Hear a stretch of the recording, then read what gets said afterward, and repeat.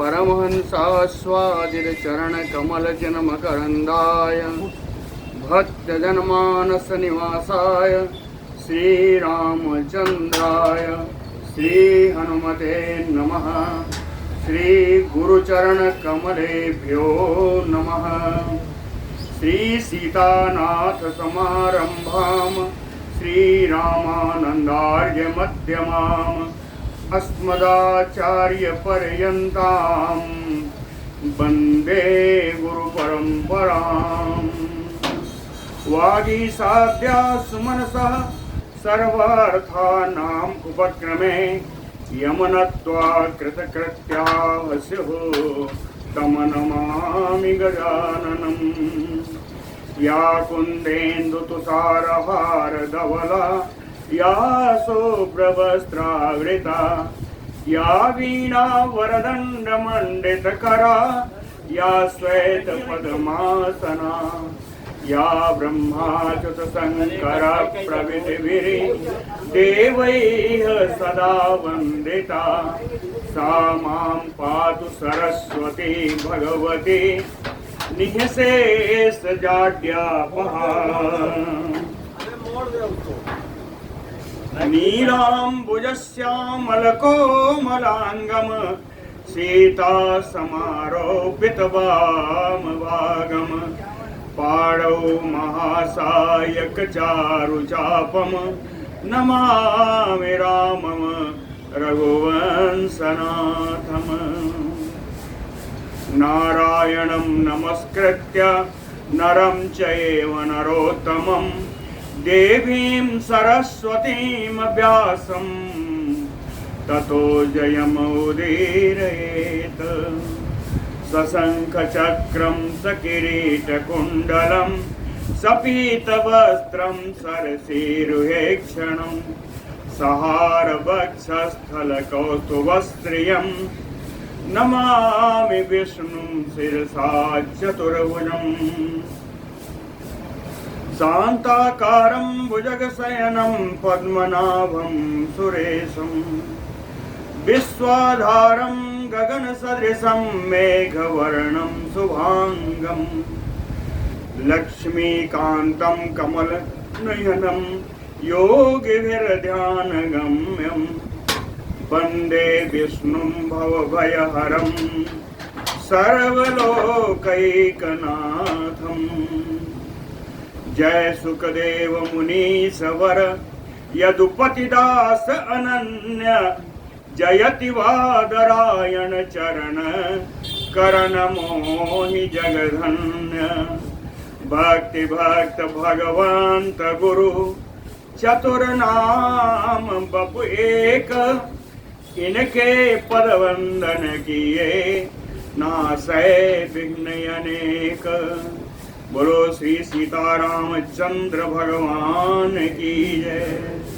बोलो वृंदावन बिहारी लाल की जय।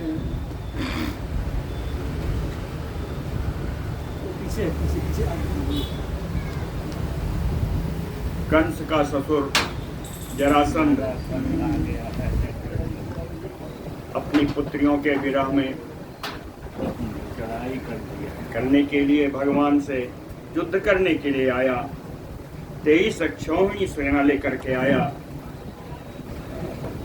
उस समय भगवान ने और श्री बलराम जी ने अपने पुरातन अस्त्रों का ही स्मरण किया और उनके पास उनके शंख, उनके धनुष, बाण और गदा भगवान की आ गई।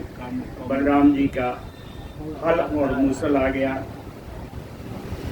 जब इनके पारंपरिक अस्त्र इनके पास आ गए तो ततो युद्धे पराजित्य ससैन्यं मगधाधिपं पुरीम विवसतु वीरो उभौ राम जनार्दनो।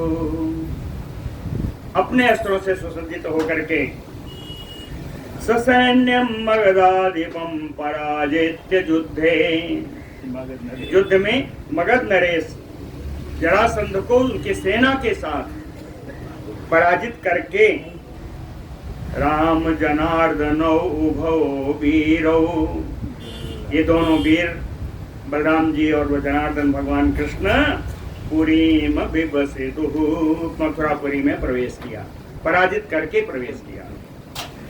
जिते तस्मिन् दुर्वृत्ते जरासंधे महामुने जीवमाने गते कृष्णः तेन अमन्यत न अजितम्,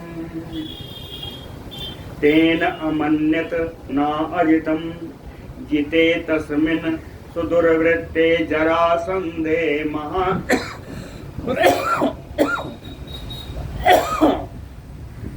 महामुनि।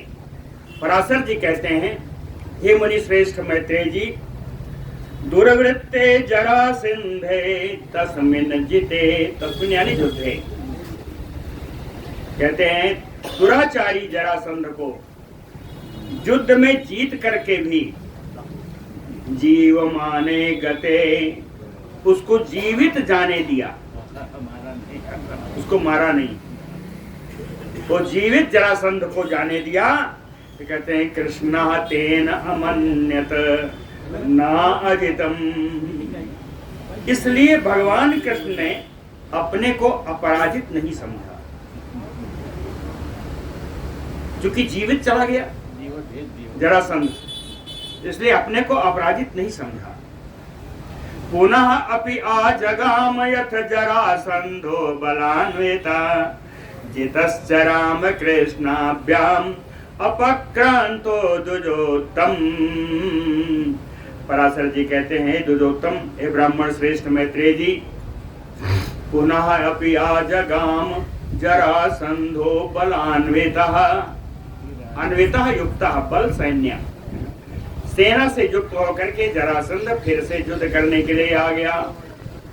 जब फिर आया तो क्या राम कृष्णाभ्याम जितः, बलराम जी कृष्ण ने फिर जीत लिया और जीत करके फिर उसको नहीं मारा, कहे अपक्रांतः, फिर वो भाग गया।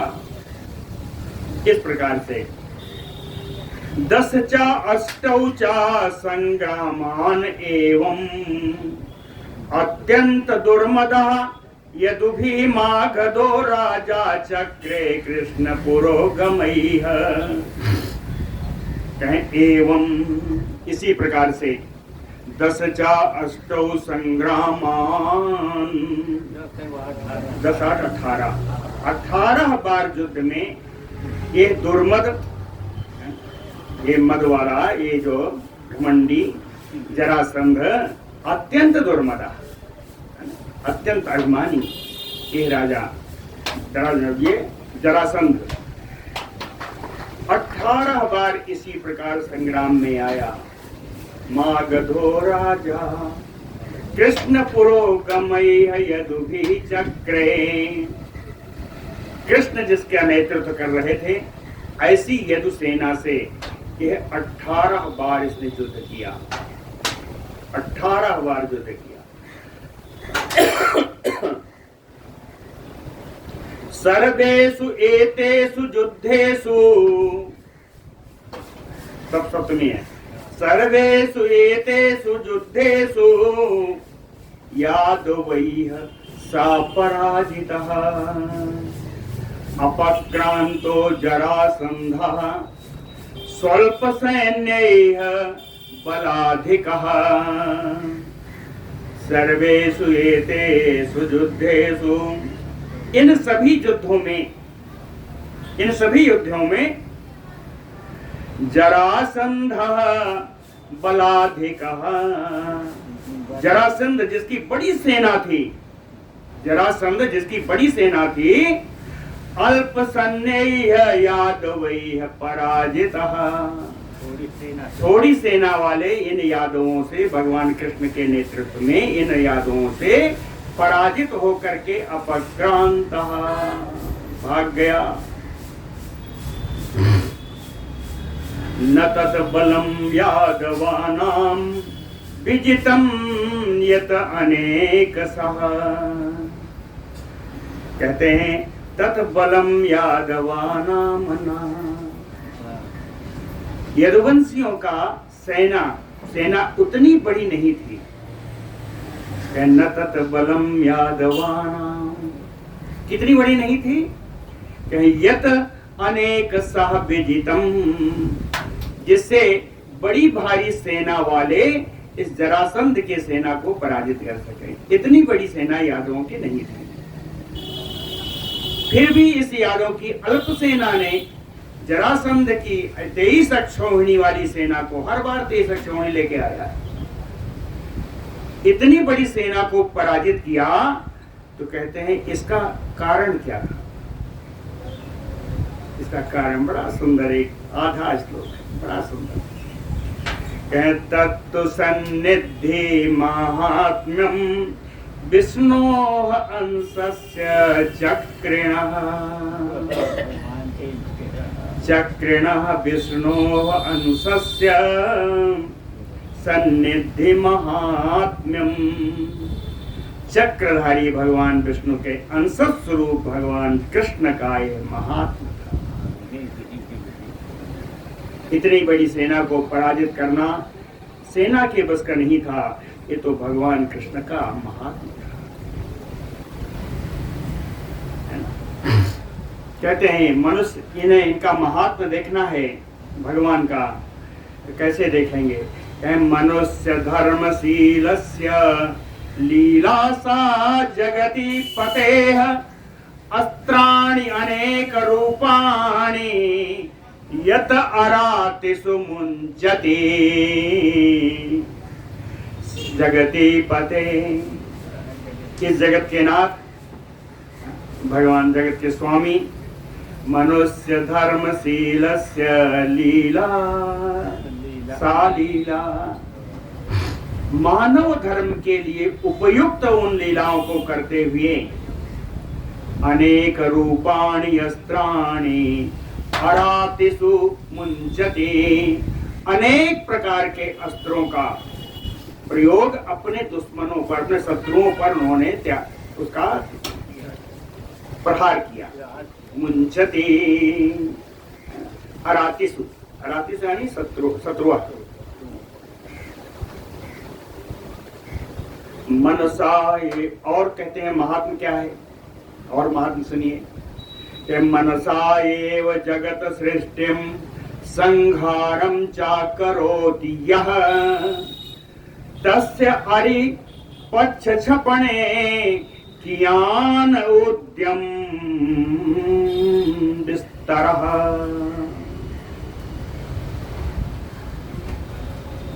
कहते हैं यह जो भगवान मनसा एव जगत सृष्टिम संहारम करोति, जो भगवान केवल मानसिक कल्पना से ही जगत की सृष्टि और संहार करने में समर्थ हैं, तस्य अरिपक्ष क्षपणे, उन भगवान को शत्रु समूहों के नाश करने के लिए कहते हैं कियान उद्यम विस्तरः, किसी भी उद्यम के विस्तार की क्या आवश्यकता है? उद्यम विस्तार कियान, किसी भी प्रकार के उद्यम साधनों के विस्तार करने की क्या आवश्यकता है? तथापि यो मनुष्याणाम धर्मः तम अनुवर्तते, फिर भी मनुष्यों का जो धर्म है, मानव धर्म, जितना कहता है उस धर्म का उन्होंने हमेशा अनुकरण किया, मानव धर्म का ही अनुशीलन किया।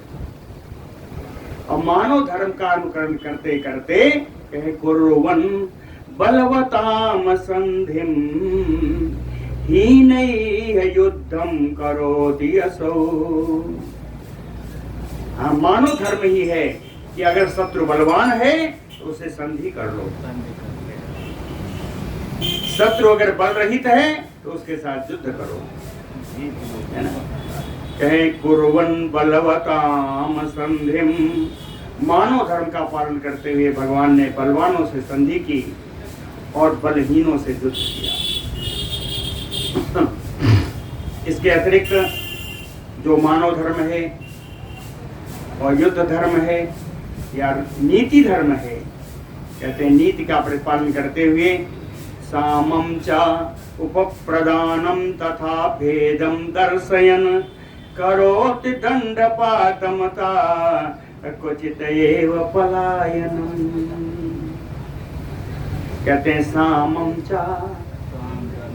साम उपप्रदानम दान, भेदम च दर्शयन्, साम दान भेद नीति का प्रदर्शन करते हुए, दिखाते हुए, दंडपातम करोति, उचित स्थान पर दंड का भी उन्होंने व्यवहार किया।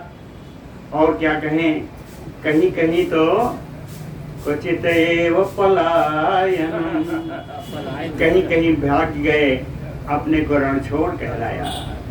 बोलो रण छोड़ भगवान की। मनुष्य देहि नाम चेष्टाम इति एवं अनुवर्तते, लीला जगत पते तस्य छंदतः परिवर्तते।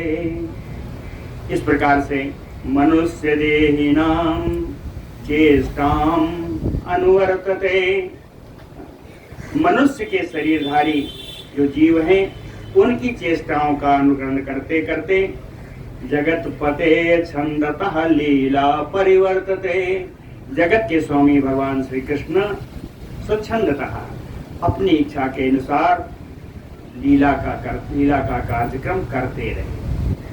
लीलाम परिवर्तते। गुरुभक्त वत्सल भगवान की जय। श्री पराशर उवाच गार्ग्यं गोष्ठ्यां द्विजं स्यालः खंड इति उक्तवान् द्विज यदूनां सन्निधौ सर्वे जहसु यादवाः तदा। कहते हैं द्विज, हे ब्राह्मण मैत्रेय जी, एक बार की बात मैं बताऊं। एक बार की बात है कि गार्ग्यम द्विजम, महामुनि गार्ग जी का साला स्यालः। कहते हैं एक बार गार्ग सभा में बैठे हुए थे गार्ग मुनि, और उस सभा में उनका साला गोष्ठ्याम,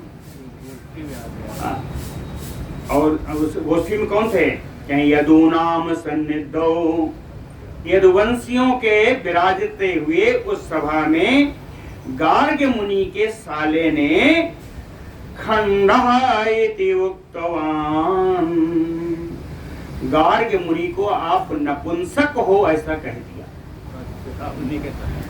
गार्ग मुनि के साले ने सभा में यादवों के सामने ही गार्ग मुनि को उसने आप नपुंसक हो ऐसा कह दिया। खंडः इति उक्तवान सर्वे यादवा तदा जहसुः। उसके इस बात पर जितना यादव समाज मौजूद था उस समय, वर्तमान का, सब हंसने लगे, जोर जोर से सब हंसने लगे। ततः कोप परितात्मा दक्षिणा पथमेति सह गार्ग्यः। कोप परितात्मा, क्रोध से तमतमा गए, क्रोध से भर गए और उठे और चल दिए। कहें दक्षिणा अपथम अपेति, दक्षिणी समुद्र पर जाकर पहुंचे। दक्षिणी समुद्र पर पहुंच गए और वहां यदु चक्र भयावहम सुतम इच्छन तपहते पे। वहां पर जाकर के यदु चक्र, चक्र माने समूह, कहें यदुवंशियों के समूह को भयावहम, भय उत्पन्न करने वाला, सुतम पुत्र की इच्छा से तपहते पे, तपस्या की। दक्षिणी समुद्र के किनारे पर पहुंच करके यदुवंश के समूहों को डर उत्पन्न कराने वाला पुत्र उत्पन्न करने की इच्छा से तपहते पे, तपस्या की, बड़ी तपस्या की। तपस्या किसकी की? कहते हैं आराधयन महादेवम, आराधयन महादेवम लोह चूर्णम अभक्षयत। कह ददौ वरम चतुष्टौ अस्मै बरसे तु द्वादशे हरः। वहां आराधना उन्होंने महादेव की और भोजन में लोहे का चूर्ण केवल भोजन करते थे। कह द्वादशे बरसे हरः अस्मै तुष्टो। 12 वर्ष व्यतीत हो जाने पर भगवान शंकर जी उनके ऊपर प्रसन्न हुए। ददौ वरम, और उनको वरदान भी दे दिया। कहीं इसी बीच में एक और घटना घटी कि संतोषयामास तम यवनेशो हि अनात्मजः यवनेशो। पुत्रहीन यवनराज, यवनों का राजा जो पुत्रहीन था, वो आकर के गार्ग मुनि के सेवा ससुर करके मुनि को बड़ा प्रसन्न किया। संतोषयामास तम गार्ग्यम, गार्ग मुनि को संतुष्ट किया। गार्ग मुनि ने भी ततयोसित संगमात, उसी यवन राज की पत्नी से समागम करके पुत्रो अभूत, एक पुत्र उत्पन्न किया। तो पुत्र कैसा था? अलिसन्निभः, भंवरे के समान काला, एकदम काला पुत्र उत्पन्न किया जो भंवरे के समान था। संतोषयामास च तम यवनेशो हि अनात्मजः, वो पुत्रहीन था, उसको पुत्र प्राप्त हो गया। तो ततयोसित संगमाचास्य पुत्रो अभूत अलिसन्निभः, भंवरे के समान काला पुत्र उत्पन्न हुआ।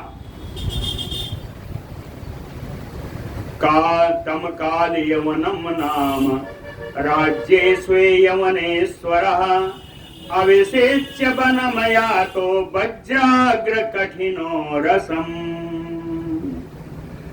सा यवनेश्वरः, वो यवनराज तम काल यवनम नाम, अपने उस पुत्र का नाम काल यवन रखा। जो पुत्र गार्ग मुनि की कृपा से उत्पन्न हुआ था, यवन राज ने अपने उस पुत्र का नाम काल यवन रखा। और कैसा था? वज्राग्र कठिन उरसम, जिसका वक्षस्थल वज्र से भी ज्यादा कठोर था। वज्राग्र का अर्थ है वज्र से भी ज्यादा। वज्राग्र कठिन उरसम, वज्र से भी अधिक कठिन वक्षस्थल वाला वो पुत्र काल यवन। यवनेश्वर स्वे राज्ये अभिषेच्य, यवन राज ने काल यवन को अपने ही राज्य पर उसका अभिषेक कर दिया। और अभिषेक करके कहते हैं वनम या, तो यवन राज वन में चला गया। सुंदर श्लोक है। तम काल यवनम नाम राज्ये स्वे अवन यवनेश्वरः अभिषेच्य वनमया तो वज्राग्र कठिन उरसम। सातु, यानी काल यवनः, सातु बीर्ज मदोन्मत्तः पृथिव्याम बलिनो नृपान् अप्रेक्षत नारदः तस्मै कथयामास यादवान्।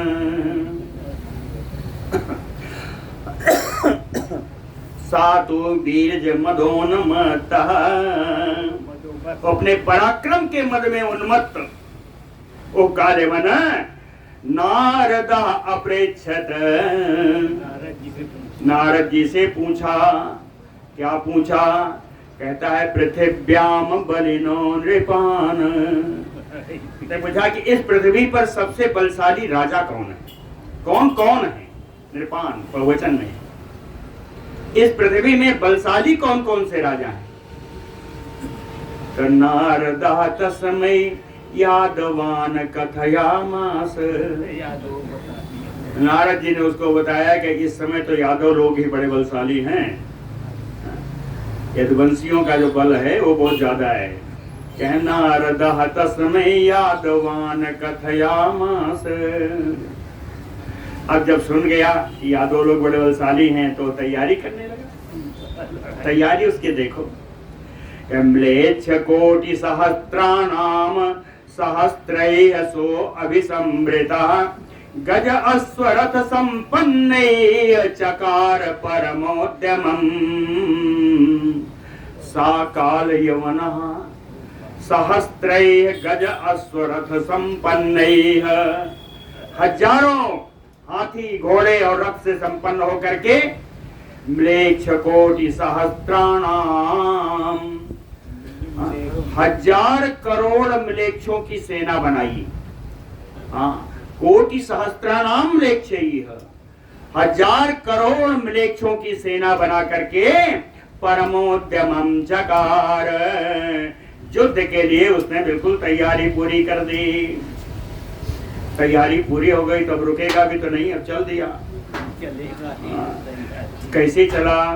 कहीं प्रययोसो अव्यवच्छिन्नम छिन्नयानो दिने दिने यादवान प्रति सामरसो मैत्रेय मथुराम पुरीम।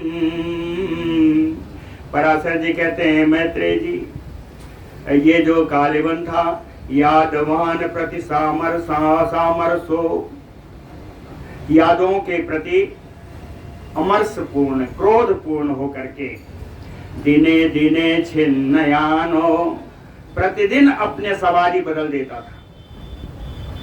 दिने दिने छिन्नयानो, प्रत्येक दिन अपनी सवारियां बदला करता। जय हो।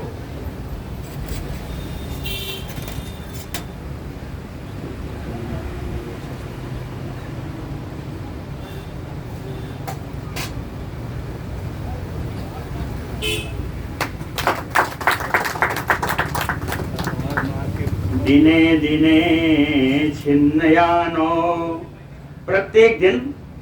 लेकिन कैसे कहता है कि सवारियां बदलता है, क्यों? छिन्न हो गई, टूट नहीं जाती, ये थकावट आ जाती है।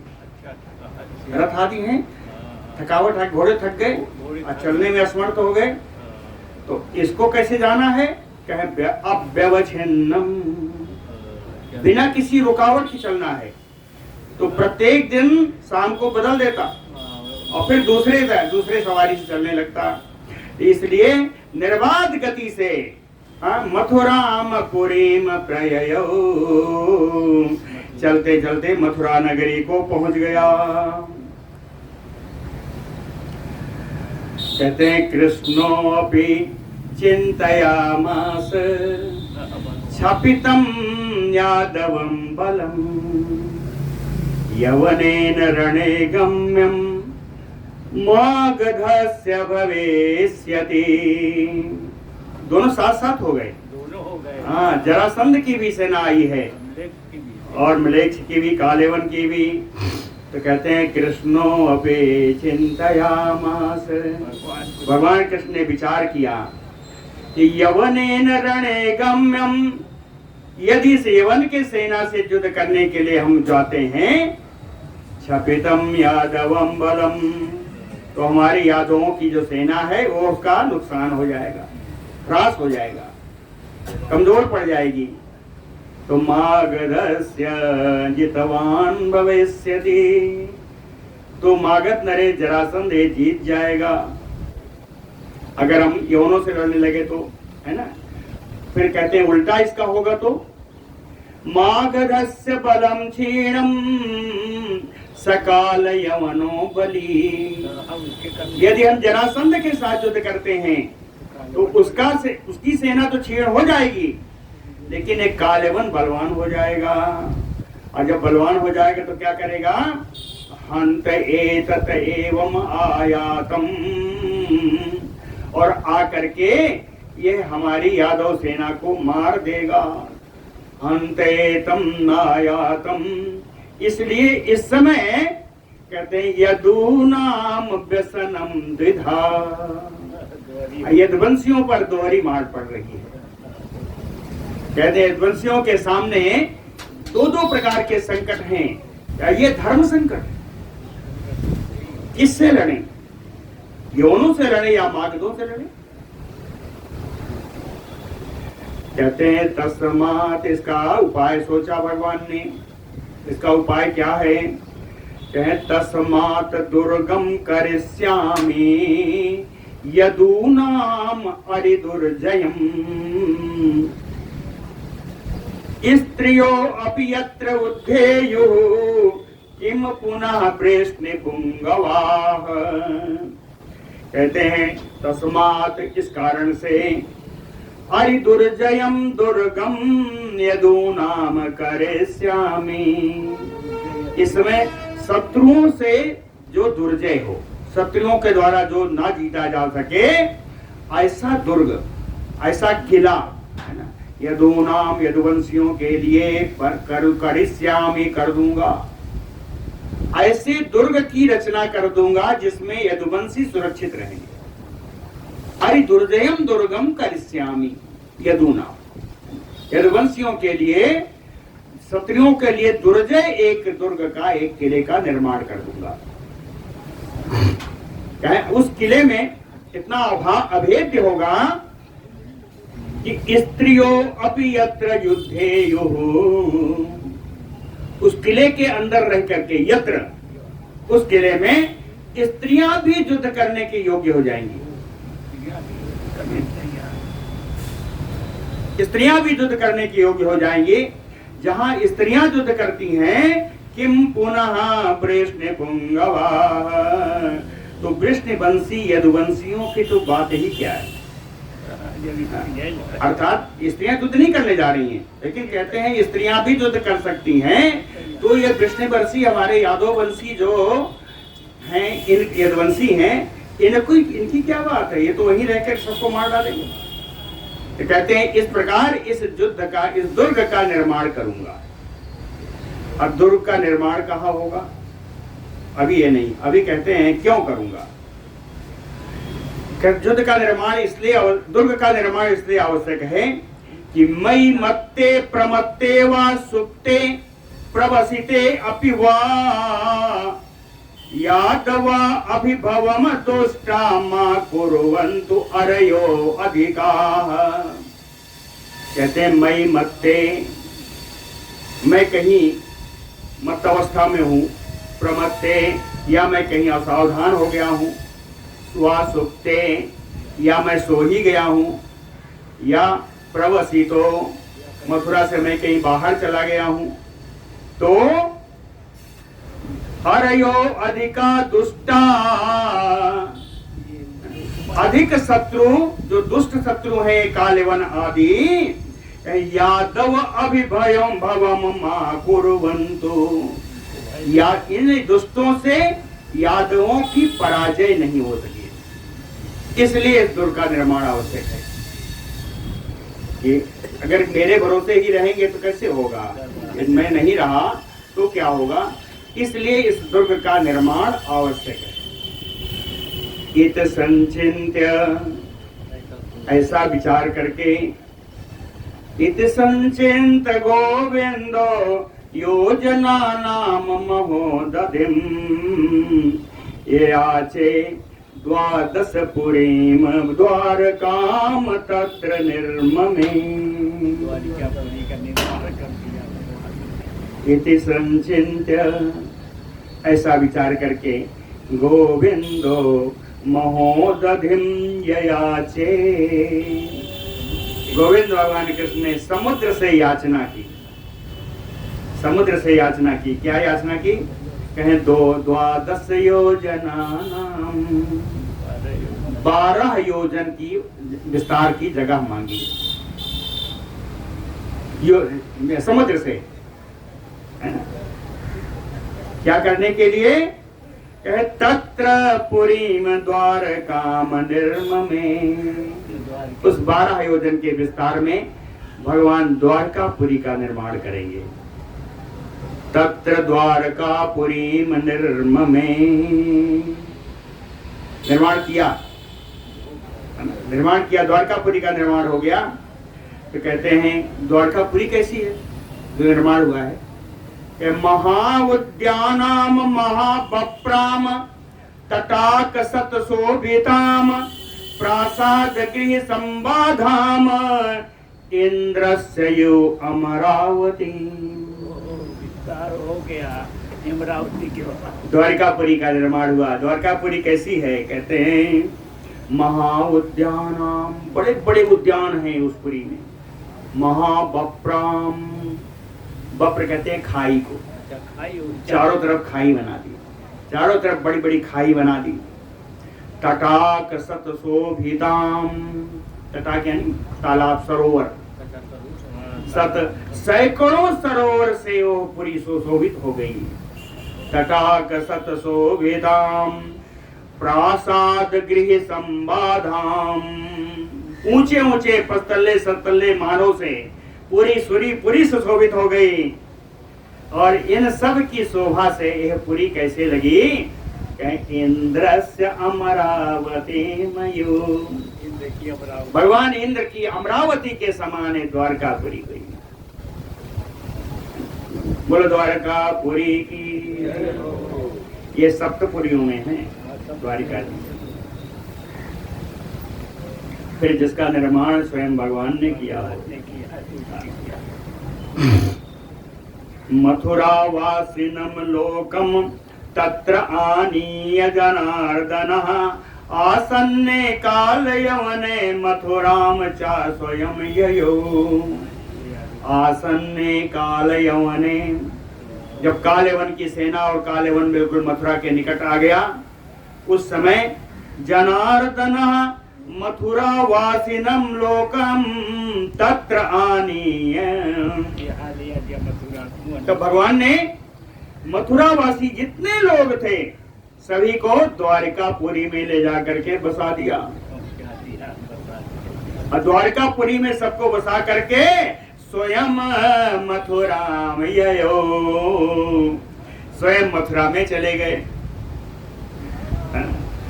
सा ज्ञात्वा बहि आवासिते सैन्य मथुराया निरायुधः निर्जगाम च गोविंदो ददर्श यवनश्च तम्।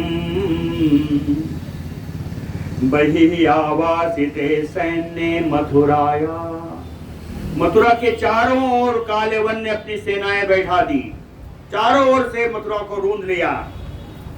उस समय गोविंद निरायुधा निर्जगाम, भगवान बिना किसी शस्त्र के मथुरा से बाहर निकले। और ददर्श यवनः च तम्, तम कृष्णम, तम कृष्णम यवनः ददर्श, ऐसे निरायुध भगवान को यवनों ने देखा। यवनों ने देखा, देखा तो समझने में देर न हुई। सा ज्ञात्वा वासुदेवम तम बाहु प्रहरणम नृपः, सा नृपः काल यवनः, ओ राजा काल यवन बाहु प्रहरणः, यानी प्रहरण माने आयुध, आयुध के रूप में जिसकी केवल भुजाएं, कहते आयुध के रूप में जिसकी मात्र भुजाएं हैं, ऐसे वासुदेवम तम वासुदेवम, उन आते हुए को वासुदेव है, यही कृष्ण है। ज्ञात्वा, ये जान करके, कहे वासुदेव कौन है?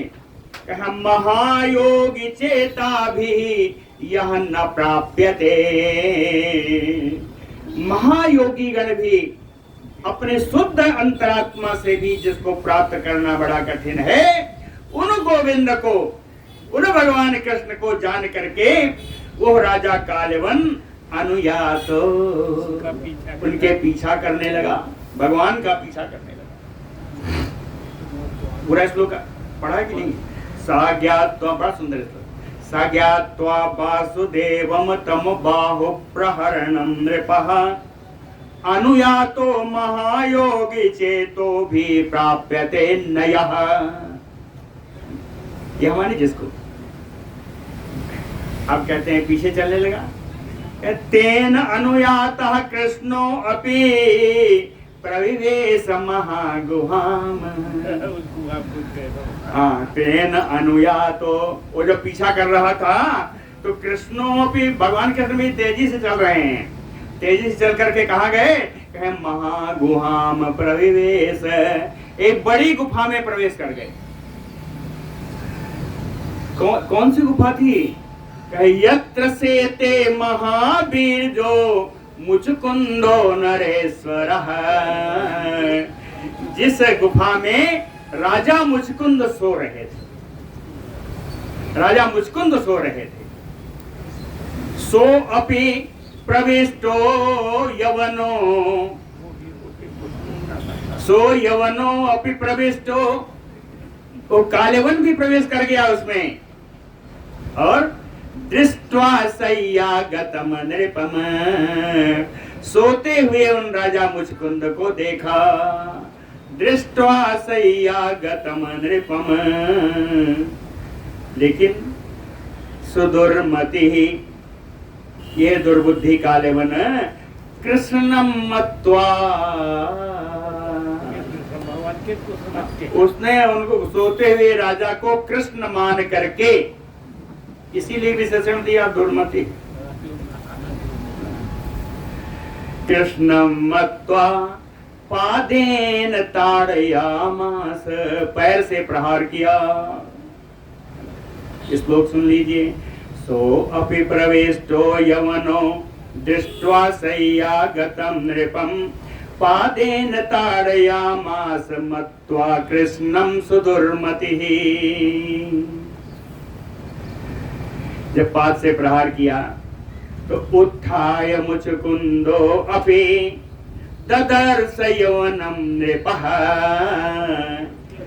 उठ करके उन्होंने उस यवन को, राजा मुचकुंद उठ करके उस यवन को, काल यवन को अपनी दृष्टि से देखा। देखने से क्या हुआ? दृष्टिमात्रा तेन असौ जज्ज्वाल यवनो अग्निना, दृष्टमात्रश्च, देखने मात्र से, तेन मुचकुंदेन, मुचकुंद के द्वारा देखे जाने से ही, अग्निना जज्ज्वाल यवन, ओ यवन अग्नि के द्वारा जल गया। ये अग्नि कहां से आई? ये कहते हैं तत क्रोधजेन मैत्रेय भस्मीभूतस्य तत्क्षणात्। कहे मैत्रेय जी, उन मुचकुंद के क्रोध से उत्पन्न, क्रोधजेन है ना, क्रोध से उत्पन्न यानी क्रोधाग्नि ना, कहते हैं क्रोधाग्नि के द्वारा तत्क्षणात् भस्मीभूतः, देखने मात्र से उसी समय वो भस्म हो गया। तत्क्षणात् भस्मीभूतः।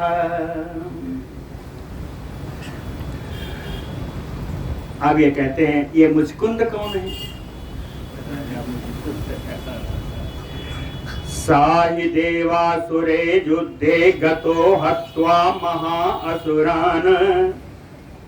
और यहाँ क्यों सो रहे थे? निद्रा आरता सुमहाकालम निद्राम बब्रे बरम सुरान। कहते हैं मुचकुंद जी को देवताओं ने अपने पक्ष में देवासुर संग्राम में युद्ध करने के लिए बुलाया था।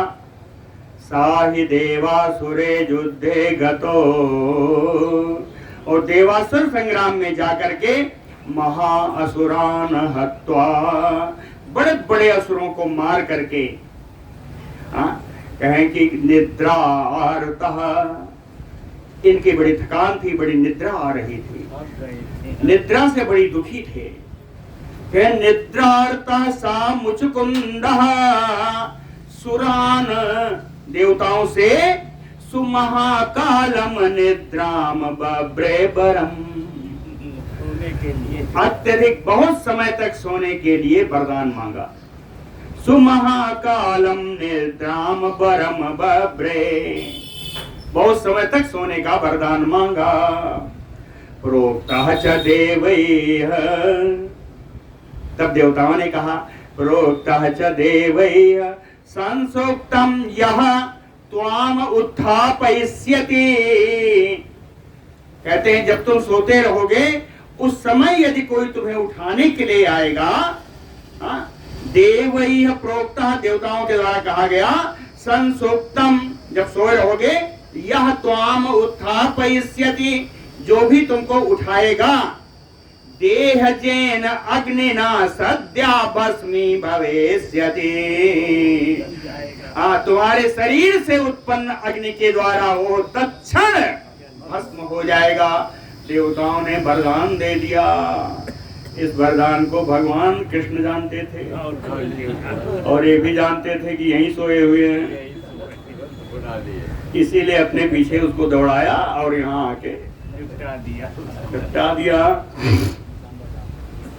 एवं दग्ध्वा सतम पापम दृष्ट्वा च मधुसूदनम।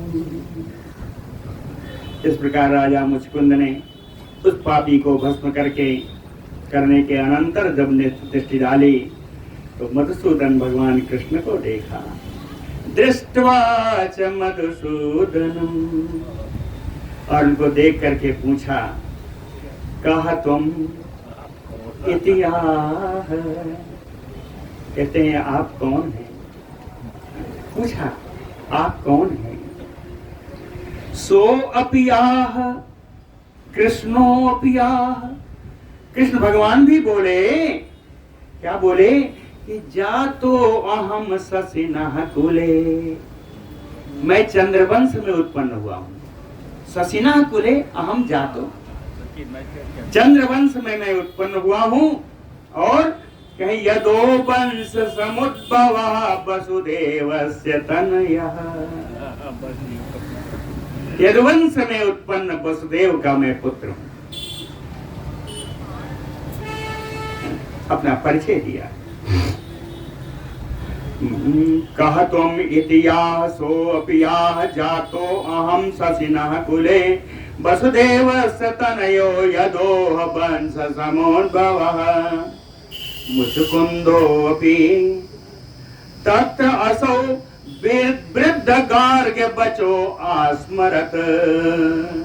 मुचकुंद को भी उसी समय वृद्ध गार्ग मुनि की कही हुई बात का स्मरण हो आया। मुचकुंदो अपि तत्र असौ वृद्ध गार्ग बचो अस्मरत। ना मुचकुंद को भी वृद्ध गार्ग मुनि की कही हुई बात का स्मरण आया। बस संग स्मृत्य प्रणिपत्य एनम सर्वम सर्वेश्वरम हरिम। सर्वेश्वर सर्वरूप सर्वेश्वर भगवान के चरणों में प्रणिपात हो गए स्मरण करके। प्राह, और भगवान से बोले मुचकुंद बोले, बड़ा बढ़िया बोले।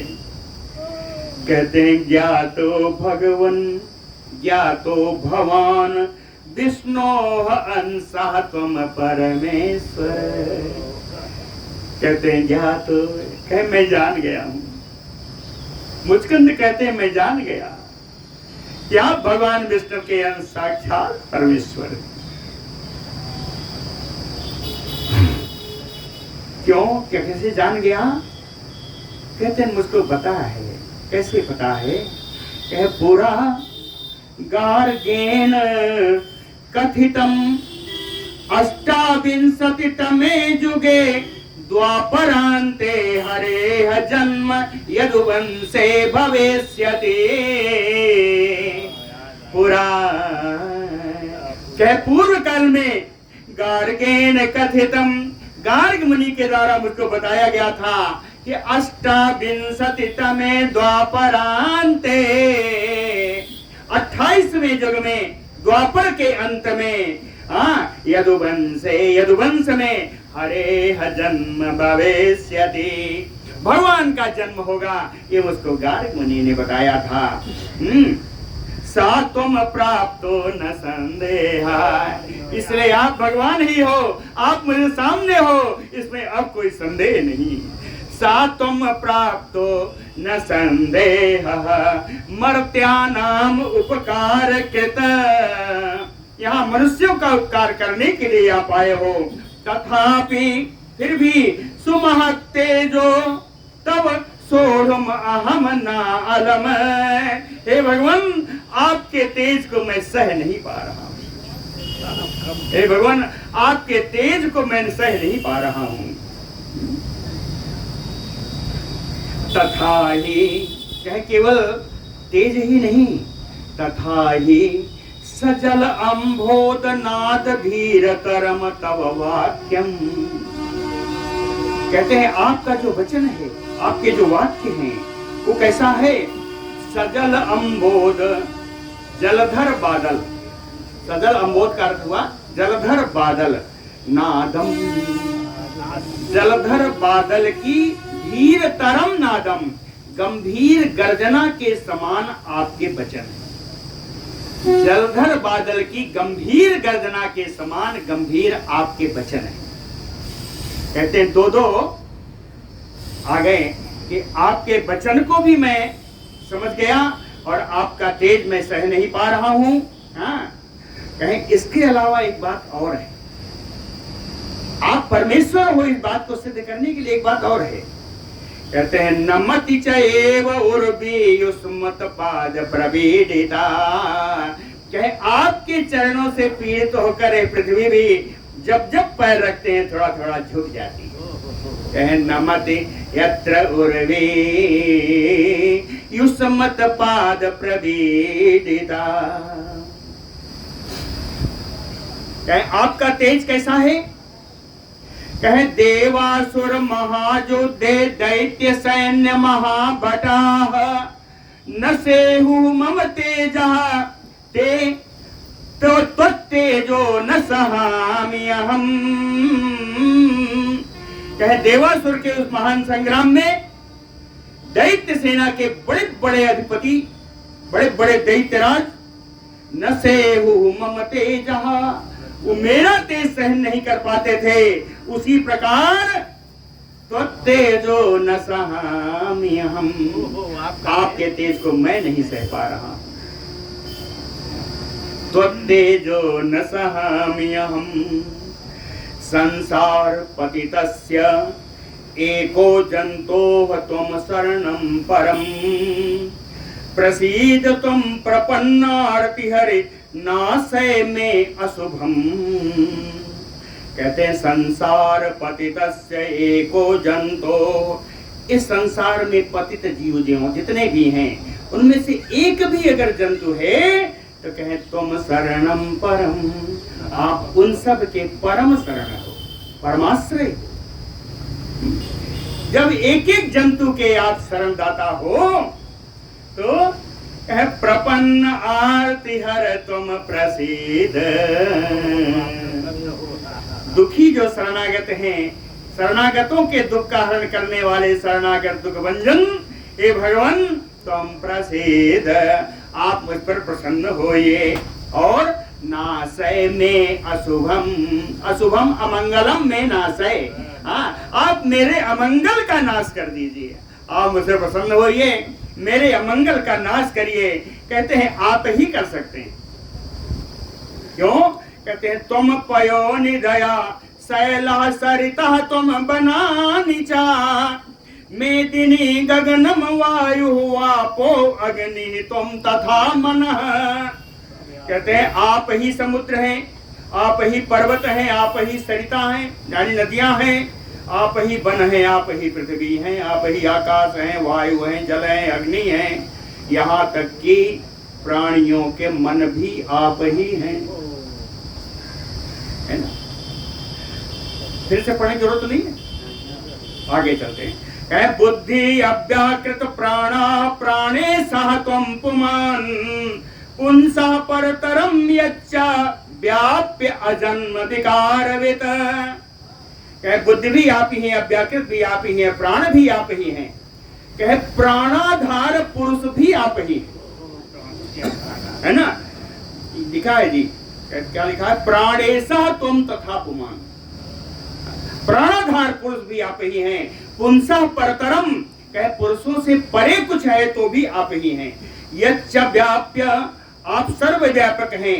जन्म अजन्म विकारवित, आप अजन्मा हैं, आप निर्विकार हैं।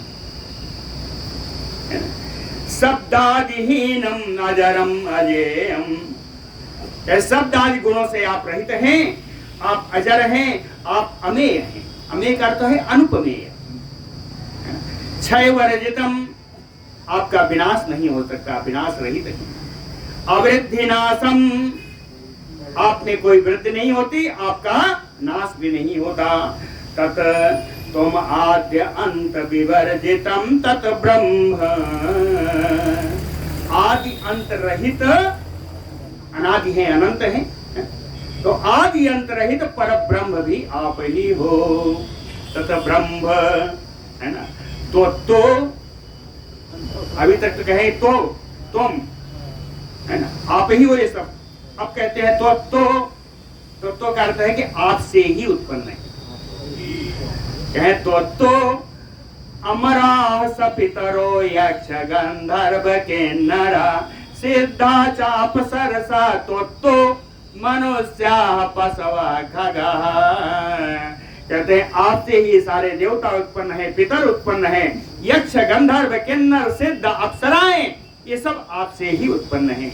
और कहा कहूं आपसे ही तो मनुष्य पशवा खगा, मनुष्य पशु और पक्षी, इतना ही नहीं आपसे और हैं। कहे सरीसृपा मृगा सर्वे अतोत्तः सर्वे महीरुहा, जितने रेंगने वाले जीव हैं, जितने पशु पक्षी हैं, कहे सर्वे महीरुहा, तो आपसे ही सारे वृक्ष उत्पन्न हुए हैं। यच्चभूतम, अब कहते हैं अब कहां तक कहूं, यच्चभूतम भविष्यं च क्वचित अत्र चराचरम, कहते हैं जो कुछ हो गए या जो आगे होने वाले हैं, चराचर जितने हैं वो सब आपसे ही हैं। कहते हैं आपसे क्या हुए और आप क्या हैं ये तो बता दिया, आपके विशेष गुण क्या है वो भी सुन लीजिए। ये मुचकुंद की स्तुति है, ये मुचकुंद की स्तुति।